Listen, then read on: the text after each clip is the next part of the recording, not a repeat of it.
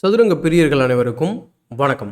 இன்றைக்கி நம்ம பார்க்க போகிற வீடியோவில் சனன் சுஜிரோவுக்கும் குகேஷ்க்கும் நடந்த ஒரு ஆட்டத்தை பார்க்கலாம். இந்த ஆட்டம் வந்து பார்த்திங்கன்னா சென்னை கிராண்ட் மாஸ்டர்ஸ் 2023 சுற்று 5லிருந்து நம்ம பார்க்கணும். இந்த ஆட்டத்துக்குள்ளே போகிறதுக்கு முன்னாடி ஒரு சின்ன ரெக்வஸ்ட் என்ன அப்படின்னா, நம்ம சேனலை நீங்கள் சப்ஸ்கிரைப் பண்ணாமல் வீடியோஸ்லாம் பார்த்துட்ருக்கீங்க அப்படின்னா சப்ஸ்கிரைப் பண்ணிட்டு பெல் பட்டன் ப்ரெஸ் பண்ணி வச்சுக்கோங்க. அதேமாதிரி நம்ம வாரம் நடக்கக்கூடிய நம்ம கிளப் டோர்னமெண்ட்டை வந்து நீங்கள் பங்கேற்கணும் அப்படின்னா நம்ம கீழே டிஸ்கிரிப்ஷனில் இருக்கக்கூடிய டீட்டெயில்ஸை செக் பண்ணி பாருங்கள். இப்போ இந்த கேமை பார்க்க ஆரம்பிச்சிடலாம். வித் ஒயிட் பீசஸ் சனன் சுஜிரோ வந்து பார்த்திங்கன்னா கேம் வந்து E4 வந்து ஓப்பன் பண்ணுறாரு. இங்கே ஆக்சுவலாக E5 தான் ரிப்ளை பண்ணுறாரு. ஏன்னா நம்ம வந்து சிசிலியன் நம்ம வந்து நிறைய தடவை பார்த்துருக்கோம். பட் இங்கே வந்து பார்த்திங்கன்னா கிளாசிக்கலாக விளையாடுறாரு. King's pawn opening, knight F3, knight C6, bishop to C4, developing the bishop. அதே மாதிரி பார்த்திங்கன்னா பிஷப் C5. இதுதான் நம்ம வந்து ஜியோகோ பியானோ அப்படின்னு சொல்லி சொல்லுவோம். ஸோ இந்த லைனில் நிறையா வேரியேஷன்ஸ் வந்து நமக்கு வந்து இருக்குது. இட்டாலியனில் நிறையா வேரியேஷன்ஸ் இருக்குது. இது சம்மந்தமாக வந்து பார்த்திங்கன்னா கிட்டத்தட்ட வந்து பார்த்திங்கன்னா ஒரு 8 வீடியோ வந்து நம்ம சேனலில் ஏற்கனவே வந்து போட்டிருக்கோம். So Italian playlist Italian opening இன் தமிழ்னு போட்டிங்கன்னா நம்மளுடைய வீடியோ வந்து பார்ப்போம். நான் கீழே வந்து டிஸ்கிரிப்ஷனில் நம்ம இட்டாலியன் பிளேலிஸ்ட்டை வந்து நான் லிங்க் பண்ணுறேன். அதே மாதிரி வந்து பார்த்திங்கன்னா மேலே கார்டில் லிங்க் பண்ணுறேன். இன்கேஸ் நீங்கள் இத்தாலியன் ஓப்பனிங்கை ரொம்ப பேசிக்ஸ்லேருந்து நம்ம வந்து பிளாக்காகவும் கற்றுக்கணும், ஒயிட்டாகவும் கற்றுக்கணும் அப்படின்னா அந்த வீடியோஸ்லாம் நீங்கள் பார்த்து கற்றுக்கலாம். இப்போ கேமை பார்க்கலாம். இங்கே வந்து பார்த்திங்கன்னா D3 வந்து விளையாடுறாரு. Night F6. இந்த இடத்துல ரொம்ப காமனான மூவ் C3 அல்லது கேசல்ஸ் ஆர் நைட் C3 கூட விளையாடுவாங்க, ஆர் பிஷப் G5. பட் இங்கே ரொம்ப அன்காமனாக ரேர் வேரியேஷன் சொல்லுவோம் இதை. நைட் டு D2 டேரெக்டாக விளையாடுறாங்க. சில நேரங்களில் வந்து பார்த்திங்கன்னா நம்ம கேசல் பண்ணிட்டு C3 விளையாடிட்டு இதே வந்து பார்த்திங்கன்னா டிரான்ஸ்போஸ் ஆகிறதுக்கும் வாய்ப்பு இருக்குது. கேம் எப்படி கண்டினியூ ஆகுது அப்படிங்கிறத பார்க்கலாம். Castles and then castles. So D6 விளையாடி பிஷப்போட டயகனல் ஓப்பன் பண்ணுறாரு. அதுக்கப்புறம் C3க்கு அப்புறம் A6. எல்லாத்துக்கும் இந்த பான் மூவ்ஸ் எல்லாத்துக்குமே வந்து பார்த்திங்கன்னா ஒவ்வொரு பான் மூவ்க்கும் நல்ல காரணங்கள் இருக்குது. ஸோ எல்லாமே நான் அந்த ஓப்பனிங்கில் எக்ஸ்பிளைன் பண்ணியிருப்பேன். ஸோ A4 இந்த ஒரு சின்ன காரணம் மட்டும் எக்ஸ்பிளைன் பண்ணுறேன் நான். பிளாக் A6 விளையாடினோடனே A4 விளையாடுறாரு ஒயிட்டு அப்படிங்கிற ஒரு கேள்வி. A6 விளையாடினோடனே பிளாக் என்ன பண்ண போகிறாங்க அப்படின்னா இந்த பிஷப்பை வந்து சேஸ் பண்ண போகிறாங்க by playing knight to A5. So knight to A5 போகும்போது A6 பான் A7 இருக்கும்போது நம்ம பிஷப்பை இங்கே வச்சு A6 and then bishop A4 and then B5 and then வீட்டுக்கு வந்துடலாம். பட் இங்கே அந்த A6 விளையாடினதுனால இப்போ அந்த B5 ரீமைனிங் ஸ்கொயர் நமக்கு கிடையாது. ஆல்ரெடி நைட் A5 வந்து பார்த்திங்கன்னா பிஷப்பை கிராப் பண்ணுறது ஒரு த்ரெட்டாக இருக்கும். அதனால் ஒன்று நம்ம பிஷப்பை வந்து B3ல ட்ராப் பண்ணணும், அல்லது இந்த மாதிரி நம்ம A4 விளையாண்டுட்டு பிஷப்போட டயகனலை வந்து செக்யூர் பண்ணணும். ஸோ இதனால தான் இந்த இடத்துல வந்து A4 விளையாடுறேன். இந்த மாதிரி ரொம்ப அடிப்படையான காரணங்கள் எல்லாத்தையும் நான் ஏற்கனவே சொன்ன மாதிரி நம்ம இத்தாலியன் ஓப்பனிங்கில் அழகாக நான் எக்ஸ்பிளைன் பண்ணியிருப்பேன். நீங்கள் செக் பண்ணி பாருங்க மறக்காமல். ஸோ பிஷப் A7, ஏன்னா பான் வந்து D4 வரும்போது ரொம்ப பிஷப் மேலே வந்து ரொம்ப கோவமாக டெம்போவோட வரக்கூடாது அப்படிங்கிற பிஷப் வந்து வாண்டடாக ரிட்ரீட் பண்ணுறது. H3, H6, Rook E1, Rook E8 எல்லாம் காமனான மூவ் தான். Night F1. ஸோ நைட் வந்து பார்த்திங்கன்னா G3 ஸ்கொயருக்கு வந்து போகிறதுக்கு தயாராகுது. இங்கே உடனே அந்த ஸ்ட்ராங்காக இருக்கக்கூடிய பிஷப்பை சேலஞ்ச் பண்ணுறாரு குகேஷ். ஸோ இந்த இடத்துல வந்து சனன் சுஜிரோ வந்து பார்த்திங்கன்னா வெட்டிடுறாரு. வெட்டினதுக்கப்புறம் ரூக் இன்ட்டு E6, அடுத்த B4. இப்படி இந்த ரூக் வந்து பார்த்திங்கன்னா லிஃப்ட் பண்ணதே வந்து பார்த்திங்கன்னா அவருக்கு ரொம்ப யூஸ்ஃபுல்லாக இருக்கும். மிடில் கேமில் நீங்கள் பார்ப்பீங்க. ஸோ B4ன்றது வந்து பார்த்திங்கன்னா ஒரு டிப்பிக்கலான ஒரு அட்வான்ஸ் வந்து நம்ம குயின் சைடில் வந்து பண்ண தான் செய்வோம் இந்த மாதிரி. ஸோ இட்டாலியனை பொறுத்த வரைக்கும் இந்த இடத்துல வந்து பார்த்திங்கன்னா ரொம்ப டாப் மூவ் ஆக்சுவலாக வந்து பார்த்திங்கன்னா ப்ரிப்பேர்டாக வந்திருக்காருன்னு நினைக்கிறேன். ஏன்னா இந்த இடத்துல புக்கில் நிறையா மூவ்ஸ் இருக்குது. Example queen D7, knight E7, Rook E8 and then pawn to D5. ஆக்சுவலாக புக்லேயும் D5 தான் அதிகமாக ஆடி இருக்கிறாங்க. அதுதான் வந்து ஸ்டாக் ஃபிஷ்ஷோட ரெக்கமெண்டேஷன் கூட. ஸோ இங்கே வந்து குகேஷ் வந்து D5 விளையாடுறாரு. ஸோ D5க்கு அப்புறம் அவர் வந்து பார்த்திங்கன்னா குயின் C2 விளையாடுறாரு. So queen C2, E takes D5யும் விளையாடலாம், பட் குயின் C2 விளையாடுறாரு. இந்த பொசிஷனில் வந்து பார்த்திங்கன்னா குகேஷ் வந்து பார்த்திங்கன்னா ஒரு பானை வந்து சாக்ரிஃபைஸ் பண்ணுறாரு டெம்பரரியாக. ஸோ ஆனால் வந்து பார்த்திங்கன்னா அந்த பானை சாக்ரிஃபைஸ் பண்ணதை திரும்ப அவர் வந்து எடுக்கிறதுக்காக அவர் பண்ணுற அந்த ஸ்ட்ராட்டஜி வந்து பார்த்திங்கன்னா அவருடைய பொசிஷனை ரொம்ப பெட்டர் ஆகிடும் ஆக்சுவலாக. ஸோ இங்கே வந்து நைட் E7 வாண்டடாக ரீட்ரீட் பண்ணுறாரு. இந்த ரீமனர் வந்து பார்த்திங்கன்னா ரொம்ப காமனான ஒரு விஷயம் தான் இது. இந்த நைட் வந்து பார்த்திங்கன்னா G6 வர்றது ரொம்ப காமன். நீங்கள் நிறையா வீடியோக்களில் பார்த்துருப்பீங்க. இப்போ எப்படி இவர் வந்து நைட் G3 வர போகிறாரு அதே மாதிரி. ஆனால் இந்த இடத்துல ஒயிட்டால் ஒரு பானை வந்து வின் பண்ண முடியும். எக்ஸாம்பிள் E takes D5 கேமில் விளையாடுறாங்க. நைட் F takes D5, அதுக்கப்புறம் வந்து பார்த்திங்கன்னா நைட் takes E5. இப்படி ஒரு பான் வந்து ட்ராப் ஆகிடுது. ட்ராப் ஆன உடனே அவர் என்ன பண்ணுறாரு, நைட் G6 போட்டு இந்த நைட்டை வந்து சேலஞ்ச் பண்ணுறாரு. சேலஞ்ச் பண்ண உடனே பானால் சப்போர்ட் போடுறாரு. சப்போர்ட் போட்டதுக்கப்புறம் திரும்ப இந்த இடத்துல வந்து பார்த்திங்கன்னா நைட் நம்ம F3ல ட்ராப் பண்ணுறதுனால நமக்கு அதிகமான ஒரு எதுவும் இருக்காது. ஏன்னா நம்ம வந்து ரூக்கை எக்ஸ்சேஞ்ச் பண்ணிடுவோம். ஸோ ரூக் எக்ஸ்சேஞ்ச் பண்ணி திரும்பவும் உங்கள் நைட்டை வந்து ரொம்ப பேட் பொசிஷனுக்கு வந்து மாற்றுற மாதிரி இருக்கும். ஸோ இந்த மீன் டைம் வந்து பார்த்திங்கன்னா பிளாக் வந்து பார்த்திங்கன்னா ஈஸியாக குயினை டெவலப் பண்ண முடியும், அடுத்த ரூக் இன்வால்வ் பண்ண முடியும். ஸோ இதனால் வந்து பார்த்திங்கன்னா பிளாக் வந்து பார்த்திங்கனாக்கா மோர் தென் ஈக்குவல் அப்படின்னு சொல்லலாம். ஸோ அந்த காரணத்தினால தான் இந்த இடத்துல வந்து D4 விளையாடுறதுக்கான முக்கியமான காரணம் அதுதான். ஸோ நைட் எக்ஸ் E5 அதுக்கப்புறம் D into E5 queen E7 இப்போ அந்த பானுக்கு வந்து பார்த்திங்கன்னா ப்ரெஷர் வந்து பில்டப் பண்ணுறாரு.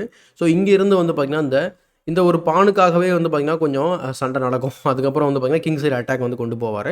முக்கியமாக இந்த பிஷப் வந்து பார்த்திங்கன்னா ரொம்ப ஸ்ட்ராங்கான ஒரு பிஷப்பாக இருக்கும். நீங்கள் வந்து நிறையா இட்டாலியன் ஓப்பனிங்லேயும் சரி, இந்த ரோயல் ஓப்பர்ஸ்ன்னு சொல்லக்கூடிய அந்த ஓப்பனிங்லேயும் சரி, இந்த பிஷப் வந்து சேலஞ்ச் பண்ணிவிடுவாங்க. இமீடியட்டாக ஒரு 20-25 மூவ்க்குள்ளே சேலஞ்ச் பண்ணி அதை ஏதோ ஒன்று பண்ணிவிடுவாங்க. ஆனால் இந்த கேமில் வந்து அவர் பண்ணுறதுக்கு கொஞ்சம் டிலே பண்ணுவார். குயின் E4 பேட்டரி ஃபார்ம் பண்ணி அதுக்கு பாதுகாப்பு கொடுக்குறாரு. பட் குயின் E4 ஆக்சுவலாக டாப் மூவ். பட் இது என்னமோ வந்து சரியாக படுற மாதிரி தெரியல. ஏன்னா குயினை வந்து நம்ம இந்த மாதிரி வைக்கும்போது ஆக்சுவலாக எதுக்காக இது வந்து சரியான மூவாக இருக்கும் அப்படின்னா டாப் மூவ். ஏன்னா அந்த நைட் வந்து அன்டிஃபரெண்டாக இருக்குது. ஏன்னா நீங்கள் நைட்டால் வந்து இங்கே C3 வெட்டும்போது நம்ம இங்கே போட்டு அடுத்து 4 பண்ணலாம். ஸோ மேபி அதனால கூட இருக்கலாம். பட் எனக்கு என்ன தோணுது அப்படின்னு நான் சொல்கிறேன் நான். என்னன்னா இந்த இடத்துல பான் வந்து நம்ம பாதுகாப்பு கொடுக்குறோம். ஏன்னா எப்படினாலும் இந்த நைட்டு வந்து பார்த்திங்கன்னா பாதுகாப்பு கொடுக்க போகிறாரு. இப்படி C6 விளையாடிட்டு இதுதான் வந்து கேம் நடக்குது. இப்படி குயினை வந்து முன்னாடி வச்சோம் அப்படின்னா நம்ம வந்து இந்த பானுக்கு ப்ரெஷர் பில்டப் ஆகும்போது ஏன்னா ரூக் வந்து முன்னாடி இருக்குது அப்படிங்கிறதுனால ஏதாவது பிரச்சனை வரும் இல்லையா? ஸோ நம்மளே வந்து ஒரு செல்ஃப் ஸ்பின்னிங்குள்ளே போன மாதிரி இருக்குது. அதுக்காக தான் சொல்கிறேன். So bishop to D2 விளையாடுறாரு. அதுக்கப்புறம் ரூக் E8. ஸோ திரும்ப ப்ரெஷர் பில்டப் ஆகிட்டே வருது. ஸோ இதுலேருந்து வெளியில் இப்போ திரும்ப மூவ் பண்ணுறாரு பாருங்கள். So queen to G4. So queen G4க்கு அப்போ இந்த இடத்துல வந்து பார்த்திங்கன்னா ஒரு F6 வந்து விளையாடி இந்த பானுக்கு வந்து பார்த்திங்கன்னா மல்டிபிள் ப்ரெஷரை வந்து இன்க்ரீஸ் பண்ணுறாரு. ஸோ இந்த இடத்துல F6க்கு பதிலாக அவர் வேறு ஏதாவது ட்ரை பண்ணலாமா அப்படின்னா ஸோ ஏன்னா இப்போ இங்கே வந்து தேவையான அளவுக்கு ப்ரெஷர் வந்தாச்சுங்க. நம்ம ஏன் வந்து டேரெக்டாக வெட்டக்கூடாது? இதில் வெட்டுறதுல ஒரு பிரச்சனை என்ன அப்படின்னா நீங்கள் ரூக் இன்ட்டு E5 விளையாடும் போது குயின் இன்ட்டு E5க்கு அப்புறம் ரூக் E1 த்ரெட்னிங் த ரூக். அப்போ உங்கள் பீஸ் திரும்பவும் வந்து பார்த்தீங்கன்னா டிஃபென்சிவாக போகுது. அது மட்டும் இல்லாமல் இந்த பொசிஷனில் குயின் G4 வந்தப்போ G-பான் வந்து பின்னில் இருக்குது. அதனால் பிஷப் இன்ட்டு H6 வந்து பாசிபிளாக இருக்குது. So we are threatening mate you have to play G6 and then rook takes E8 queen takes E8 இப்படி கேம் வந்து கண்டினியூ ஆகும். ஒயிட் வந்து பார்த்திங்கன்னா ஆல்மோஸ்ட் வந்து பார்த்திங்கன்னா அந்த இனிஷியேட்டிவ் வந்து அவர் கைவிடாமல் அவர்கிட்ட இருக்குது. ஸோ ஒயிட் வந்து பெட்டராக இருக்கா சிம்பிளாக சொல்ல போனால். ஸோ அந்த காரணத்தினால தான் இந்த இடத்துல வெட்ட முடியல. ஸோ அதனால் F6 ட்ரை பண்ணுறாரு. அதுக்கப்புறம் வந்து பார்த்திங்கன்னா pawn C4 threatening the knight. So நைட்டை வந்து பார்த்திங்கன்னா அவர் என்ன பண்ணுறாரு, மூவ் பண்ணுறதுக்கு முன்னாடி F5 வந்து விளையாடி குயினை வந்து அட்டாக் பண்ணுறாரு. ஸோ இது வந்து ஆக்சுவலாக ஃப்ரீ பான் கிடையாது. நம்ம வெட்டினோம் அப்படின்னா டாக்டிஸ் இருக்குது இந்த F2 ப்ரெஷரில். ஸோ அந்த காரணத்தினால அவர் வந்து பார்த்திங்கன்னா என்ன பண்ணுறாரு அப்படின்னா குயினை வந்து மூவ் பண்ணி F3 கொண்டு போயிறாரு. அதே மாதிரி இந்த நிலையில் எப்போவுமே நமக்கு வரக்கூடிய டவுட் எல்லாமே வந்து பார்த்திங்கன்னா ரொம்ப ரொம்ப சிம்பிளான டவுட் தான் இருக்கும். நம்ம ஏன் இந்த பானை வெட்டக்கூடாது? ஸோ ஏன்னா இந்த B4ல் இருக்கக்கூடிய பான் வந்து பார்த்திங்கன்னா ஒரு தடவை தான் டிஃபென்ஸில் இருக்குது. ஸோ கேன் வி டேக் அப்படின்ற மாதிரி ஒரு கொஷின் நமக்குள்ளே எழும். ஸோ அப்படி வெட்டும்போது என்ன பிரச்சனை ஆகும் அப்படின்றத சொல்லிடுறேன். நம்ம பிஷப் இன்ட்டு B4 ஆடும்போது குயினால் தான் நீங்கள் வெட்டி ஆகணும். அப்படி வெட்டினதுக்கப்புறம் இந்த பொசிஷனில் வந்து பார்த்திங்கன்னா நம்ம E takes F6க்கு அப்புறம் game is losing for black. ஏன்னா இந்த இடத்துல வந்து செக்மேட் த்ரெட்டன் பண்ணுறோம். அதே நேரத்தில் இந்த ரூக்கு வந்து பார்த்திங்கன்னா டபுள் அட்டாக் பண்ணுறோம். ஸோ ரெண்டுத்தையும் ஒரே நேரத்தில் நம்ம பாதுகாப்பு கொடுக்க முடியாது. அதே மாதிரி இந்த பொசிஷனில் வந்து இன்னொரு டாக்டிக்கல் ஐடியாவும் இருக்குது. என்னென்னா அது வந்து நம்ம வெட்டினாக்கா சப்போஸ் அவர் வந்து குயினால் வெட்டினா இந்த டாக்டிக்ஸ் இருக்குன்றது வெட்டாமல் விட்டுட்டாரு அப்படின்னா பிஷப் இன்ட்டு F2 செக் விளையாடலாம். ஸோ அது ஒரு ஐடியா. ஸோ விளையாடும் போது கிங்கால் வந்து வெட்டினதுக்கப்புறம் குயின் டேக்ஸ் B4 இப்போ விளையாட முடியும். ஐடியா என்ன அப்படின்னா இப்போ நீங்கள் கேப்சர் பண்ணும்போது ரூக் இன்ட்டு F6 வந்து விளையாடி நம்ம வந்து பார்த்திங்கன்னா செக்கு கொடுக்க முடியும். இந்த செக்குக்கு அப்புறம் வந்து பார்த்திங்கன்னா king G1 and then rook tax E1 வந்து பார்த்திங்கன்னா கேம் ஓவர். ஸோ இப்படி பல பிரச்சனைகள் வந்து இந்த இடத்துல இருக்கும் அப்படிங்கிறதுனால தான். ஸோ அதனால் அவர் என்ன பண்ணுறாரு அப்படின்னா F5 வந்து விளையாடுறாரு. ரெண்டு பக்கமும் வந்து பார்த்திங்கன்னா அட்வான்டேஜஸ் அண்ட் டிஸ்அட்வான்டேஜஸ் இருக்குது. ஸோ குயினை F3க்கு ஃபோர்ஸ் பண்ணுறாரு. அதுக்கப்புறம் knight takes B4 finally. So knight takes B4 விளையாடுறதுக்கப்புறம் அவர் வந்து பார்த்திங்கன்னா குயின் டு B3 வந்து விளையாடுறாரு. இந்த இடத்துல வந்து பார்த்திங்கன்னா லாங் ரனில் என்ன பிரச்சனைகள் இருக்குது அப்படின்னு நம்ம பார்க்கும்போது ஒயிட்டுக்கு இந்த பான் வந்து பாஸ் பண்ண ஆக்சுவலாக. பட் வந்து பார்த்திங்கன்னா கொஞ்சம் வந்து அது வீக்காக தான் இருக்குது. ஏன்னா பிளாக் ஆக்சுவலாக குகேஷ் வந்து பார்த்திங்கன்னா இங்கே ஒரு அலக்கைன் கன்னை வந்து ஃபார்ம் பண்ணி வச்சிருக்கிறாரு. ஸோ இதிலிருந்து நம்ம தப்பிக்கிறது முடியாத ஒரு காரியமாக தான் இருக்கும். அது மட்டும் இல்லாமல் இந்த பான் வந்து பார்த்திங்கன்னா உங்களுக்கு ஸ்ப்ளிட் பண்ணால் மாறிடுச்சு. ஸோ லாங் ரனில் என் கேமில் பல பிரச்சனைகள் வரும் நமக்கு அதுக்கு. ஸோ A5க்கு அப்புறம் வந்து பார்த்திங்கன்னா அந்த நைட்டுக்கு ஒரு சப்போர்ட் போடுறாரு. அதுக்கப்புறம் நைட் டு G3. ஸோ இந்த பொசிஷனில் அகெயின் வந்து பார்த்திங்கன்னா பிஷப் இன்ட்டு B4 விளையாடலாமா? A இன்ட்டு B4க்கு அப்புறம் இந்த இடத்துல ரூக் A2 தான் விளையாடி ஆகணும். அல்லது ரூக் A2 தான் விளையாடணும். அதான் வந்து பார்த்திங்கன்னா ரொம்ப டாப் மூவ். சப்போஸ் நம்ம வந்து வேறு ஏதாவது ட்ரை பண்ணலாமா அப்படின்னு கேட்டிங்கன்னா வேறு எதுவும் பெஸ்ட் ஆப்ஷன் அது மாதிரி கிடையாது. நைட்டு நீங்கள் டெவலப் பண்ணலாம். பட் ரூக் இன்ட்டு E5 எப்படினாலும் வரதான் போகுது. ஸோ அதனால் இந்த இடத்துல வெட்டுறதுனால நமக்கு பயனே இருக்காது. ஸோ அதனால் நைட் G3 ட்ரை பண்ணுறாரு. நைட் G3 போட்டு F5 பான அட்டாக்கும் பண்ணுறாரு. ஸோ அதனால் குயினை வந்து பார்த்திங்கன்னா H4 வராரு. இது வந்து பார்த்திங்கன்னா இந்த மூவ் அகெயின் வந்து பார்த்திங்கன்னா ஒரு டாக்டிக்கலான ஒரு மூவ். ஏன்னா we are threatening to take on G3. So இந்த பொசிஷனில் வந்து நம்ம நைட்டை வெட்டுறோம். எக்ஸாம்பிளுக்கு பிஷப் இன்ட்டு B4 அடுத்து A into B4 queen into B4 ஆட முடியாது. பிகாஸ் நம்ம குயின் டேக்ஸ் G3 விளையாட முடியும். ஸோ இந்த காரணத்தினால ஸோ கோயிங் பேக் இந்த கேம் பான் டு C5 விளையாடிட்டு இந்த பின்னை வந்து அன்லீஷ் பண்ணுறாரு. அதே நேரத்தில் வந்து பார்த்திங்கன்னா இந்த பிஷப் வந்து பார்த்திங்கன்னா ஆக்சுவலாக வெட்டிட்டு திரும்ப ஆக்டிவேட் ஆக போகுது. பட் இருந்தாலும் அந்த பின்னை வந்து கிரியேட் பண்ணுறாரு டெம்பரரியாக. ஸோ பிஷப் E3 இப்போ தான் ஃபைனலாக அந்த ஸ்ட்ராங்கான ஒரு பிஷப் வந்து சேலஞ்ச் பண்ணுறாரு. ஏன்னா இப்போவும் நம்ம சேலஞ்ச் பண்ணலாம் அப்படின்னா அந்த குயின் இன்ட்டு G3 வந்து பார்த்திங்கன்னா ஒரு தொடர்ச்சியான ஒரு த்ரெட்டாக அங்கே இருந்துக்கிட்டே இருக்கும். ஸோ அதை அவாய்ட் பண்ணுறது தான் இந்த மாதிரி இப்போ சேலஞ்ச் பண்ணுறாரு 27வது மூலை. ஸோ பிஷப் இன்ட்டு E3க்கு அப்புறம் திரும்ப ரூக் இன்ட்டு E3 தான் விளையாடணும். ஸோ பான் டு F4 4க்கு அதுக்கப்புறம் டாக்டிக்கலாக வெளில வந்துடுறாரு. நைட் டு D5க்கு அப்புறம் குயின் டெக்ஸ் B7 விளையாடி கொஞ்சம் வந்து பார்த்திங்கன்னா அவர் மிஸ்ப்ளே பண்ணுறாரு. ஏன்னா இந்த பொசிஷனில் வந்து ப்ரெஷர் வந்து இங்கே கிங் சைடில் வந்து பில்டப் ஆகிட்டு இருக்கு. ஸோ அதை நம்ம வந்து ஏதாவது பண்ணணும் அப்படிங்கிறது தான் எங்கள் ஐடியா. பட் அவர் வந்து குயின் டெக்ஸ் B7 விளையாடுறதுனால குயின் டு G5 போயிட்டு ஒரு த்ரெட்டு கிரியேட் பண்ணுறாரு. ஏன்னா த்ரெட்னிங் த நைட். இப்போ என்ன பண்ணுது, நைட் வந்து பார்த்திங்கன்னா டிஃபென்சிவாக F1 போனவொடனே இந்த இடத்துல நிறைய டாக்டிக்கல் ஐடியாஸ் இருக்குது. குகேஷ் வந்து பார்த்திங்கன்னா சிம்பிளாக வந்து ரூக் டு G6 வந்து விளையாடுறாரு. இன்னொரு ஆப்ஷன் வந்து பார்த்திங்கன்னா நைட் டு C3 கூட ட்ரை பண்ணலாம், த்ரெட்னிங் த ரூக்கை நீங்கள் சிம்பிளாக கீழே ட்ராப் பண்ணதுக்கப்புறம் we can even play this brilliant knight move, knight to E2 check. ஏன்னா இப்போ நீங்கள் வெட்டிங்க அப்படின்னா F3 வந்து பார்த்திங்கன்னா இந்த டெம்போவோட வரும். நீங்கள் ஒன்ஸ் நைட் E3 மாதிரியான மூவ்ஸ் விளையாடி இல்லை G3 ஆடினீங்க அப்படின்னா நம்ம சிம்பிளாக வந்து பானால் ரூக்கை வெட்டி ஒரு வின்னிங் பொசிஷனை வந்து அச்சீவ் பண்ண முடியும். ஸோ கோயிங் பேக் இந்த கேம், ஸோ இந்த மாதிரி விளையாடுறதுக்கு பதில் அவர் வந்து பார்த்திங்கன்னா ரூக் G6 அதுவும் வந்து பார்த்திங்கன்னா டாப் மூவ் தான், நைட் C3 விட செகண்ட் டாப் மூவ் அப்படின்னு சொல்லலாம். ஸோ பான் டு G3 விளையாடுறாரு செக்மேட்டை தடுக்கிறதுக்கு. Queen to F5 double attack பண்ணுறாங்க. ஸோ இந்த இடத்துல வந்து பார்த்திங்கன்னா ரூக் E1 விளையாட்டு ரூக்கை டிஃபெண்ட் பண்ணுறாரு. பட் இப்போ வந்து பார்த்திங்கன்னா பான் வந்து ட்ராப் ஆகுது. இப்போ பான் வந்து அவர் ஒரு பான் அதிகமாக இருக்கிறது இங்கே ஒரு விஷயமே கிடையாது. ஆனால் பொசிஷன் வந்து பார்த்திங்கன்னா ஒரு லாஸ்ட் பொசிஷன் மாதிரி ஆயிடுச்சு ஒயிட்டுக்கு. ஸோ இதுலேருந்து தப்பிக்கிறது ரொம்ப ரொம்ப கஷ்டம். ஸோ தேர்ட் ரேங்கை டிஃபெண்ட் பண்ணுறதுக்கு குயினை கொண்டு வராரு. அட் த சேம் டைம் நைட்டையும் பின் பண்ணுறாரு. F-Takes G3 விளையாடுறாரு. அதுக்கப்புறம் நைட் டேக் G3, நைட்டு பின்னில் இருக்குது. ஸோ ரூக் F8 வந்து விளையாடுறாரு. ஸோ ரூக் F8க்கு அப்புறம் ரூக் 1 தேர்ட் ரேங்க் போகிறாரு. ஸோ நைட்டை வந்து பார்த்திங்கன்னா பின்னில் இருக்குன்றத அட்வான்டேஜாக எடுத்துக்கிறாரு. அதுக்கப்புறம் ரூக் F5.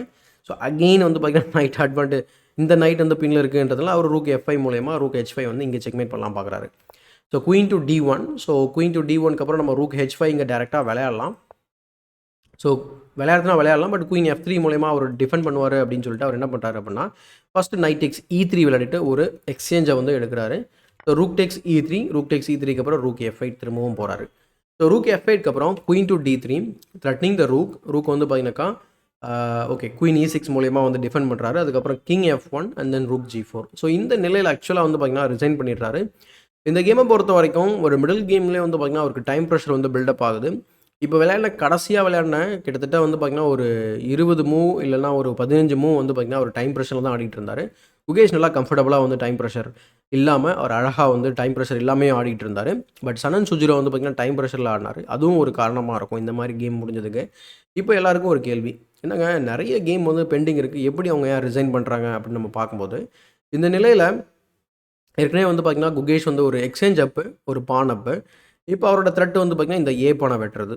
அப்போ இந்த ஏ பானை நம்ம வந்து டிஃபெண்ட் பண்ணலாமா அப்படிங்கிற ஒரு கேள்வி. எப்படி டிஃபெண்ட் பண்ண முடியும்? குயினை மூவ் பண்ணி மட்டும்தான் நம்மளால் டிஃபெண்ட் பண்ண முடியும். எக்ஸாம்பிளுக்கு குயினை இங்கே மூவ் பண்ணுறது, அப்படின்னா குயினை இங்கே மூவ் பண்ணுறது. சப்போஸ் நம்ம வந்து ஆக்டிவான மூவ் எது நம்ம பார்க்க முடியாது. மேபி குயின் C2 நம்ம கன்சிடர் பண்ணுறோம் அப்படின்னா அவங்க வந்து என்ன பண்ணலாம் அப்படின்னா ரூக் டு C4 விளையாடலாம். திரும்ப வந்து குயினை சேஸ் பண்ணுற மாதிரி இருக்கும். எக்ஸாம்பிள் நீங்கள் திரும்பவும் நான் வந்து பாதுகாப்பு கொடுப்பேன் அப்படின்னு சொன்னால் rook C1 check. So rook C1 செக்கு கிங் G2 மூவ் பண்ணதுக்கப்புறம் I think we can even exchange the queens. So குயின்ஸை எக்ஸ்சேஞ்ச் பண்ணிவிட்டு அதுக்கப்புறமா வந்து பார்த்திங்கன்னா அடுத்த ரூக்கையும் நம்ம வந்து ஆக்டிவேட் பண்ணிடலாம். ஆல்ரெடி ஆக்டிவாக தான் இருக்குது.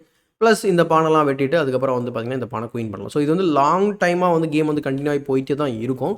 பட் இந்த பொசிஷனில் வந்து 40வது மூலம் ரூக் G4க்கு அப்புறம் வந்து பார்த்திங்கன்னா சனன் சுஜிரோ வந்து ரிசைன் பண்ணிடுறாரு. இதன் மூலயமா வந்து பார்த்திங்கன்னா குகேஷ் வந்து வெற்றி பெற்றிருக்கிறாரு.